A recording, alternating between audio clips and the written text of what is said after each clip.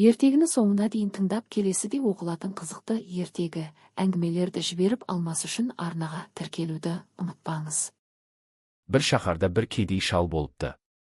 Шалдың әйелі сондай сұлу болады екен. Бір күні бір байдың қыз ұзатқан тойы болып, соған барады. Әлгі шалдың әйелі барса, өзінен басқа әйелдің бәрі де жоғары отыр. Жалғыз төмен отырған осы шалдың әйелі.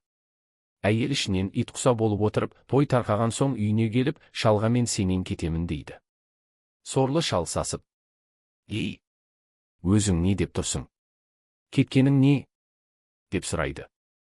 Сонда қатыны тұрып: «Сен кедейсің, менен елдің қатынының бәрі жоғары, байлардың да әйелі, бақсының қатыны да артық, сенің түрің мынау, өзіңнің қолыңнан еш нәрсе келмейді. Мен сенен басқа адамға тиемін» дейді. Сонда шал тұрып: «Ей, қатын, сен кетпе, мен бір амал табайын» деп, сол жерде ойланып, өтірік бақсы болмақшы болады.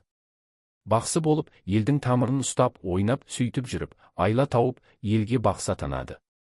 Бір күні шал бір ауылдан бақсы болып, суды үрлеп келе жатса, қаланың іші тысы жиналған адам келіп бір кісіден: «Бұл не?» деп сұраса, ханның бүгін 2 есекпен артқан күмісі жоғалды, соған сұрау салып, бақсы балгерді жинап жатыр дейді. Шал: «Ойбай, мені шақырар. Шақырса түк білмеймін» деп қашып кетіп отырады.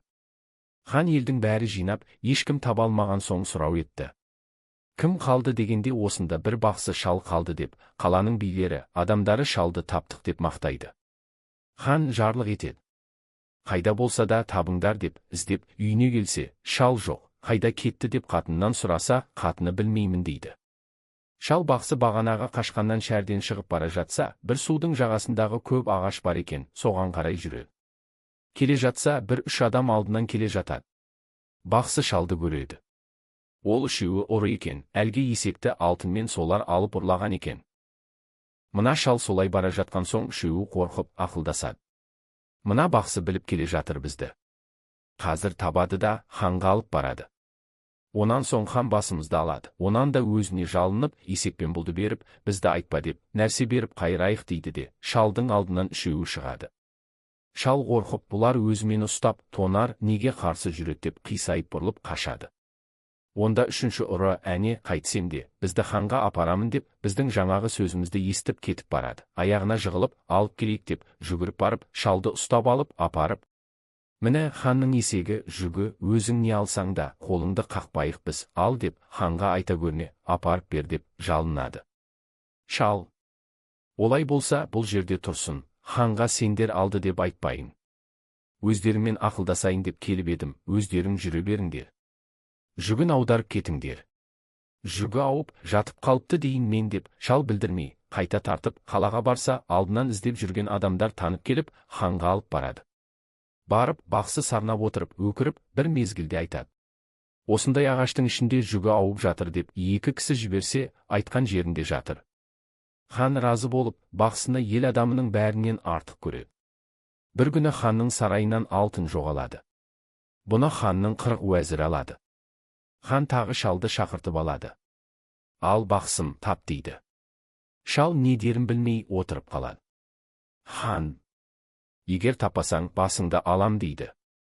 Қорқып, өлсем, ең болмаса 40 күн өмір өткізіп қалайын деп 40 күн мұрсат сұрайды. Соған шейін тауып әкеліп берейін дейді. Мұны 40 уәзір естіп сасады. Шал үйіне қайтқан соң кісі жіберседі. Шал үйіне келіп, қайтерін білмей, 40 күнді осы жаңылып қалармыз деп, бейшара өзі есепте білмейді, бір ағашты 40 кертіп алады. Мұны әлгі уәзірлердің жолығып келуге жіберген адамы көріп тұрады.